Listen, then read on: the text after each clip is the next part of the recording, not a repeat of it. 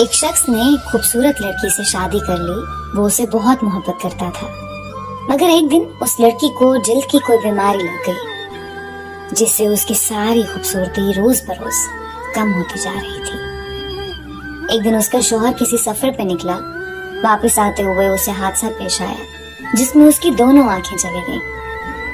خیر ان کی ازدواجی زندگی یوں ہی چلتی رہی اور اس کی بیوی کی خوبصورتی مزید کم ہوتی رہی، مگر اندھے آدمی کو اس بات کا علم نہیں تھا، لہٰذا ان کی زندگی پر اس کا کوئی بھی اثر نہیں پڑا.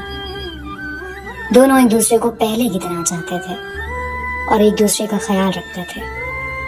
خدا کا کرنا ایسا ہوا کہ ایک دن اس لڑکی کا انتقال ہو گیا. اس کا شوہر نہایت غمگین تھا اس صدمے سے جس کے باعث اس نے اپنا سب کچھ فروخت کر ڈالا اور اس شہر کو چھوڑ کر کسی دوسرے شہر جانے لگا. جاتے ہوئے راستے میں کسی شخص نے پیچھے سے آواز دی اور کہنے لگا، اکیلے کیسے جاؤ گے؟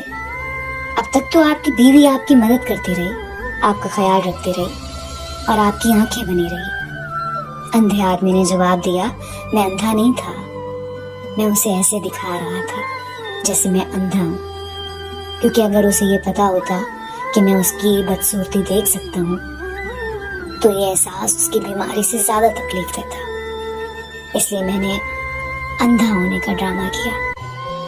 وہ بہت اچھی تھی، میں بس اسے خوش رکھنا چاہتا تھا.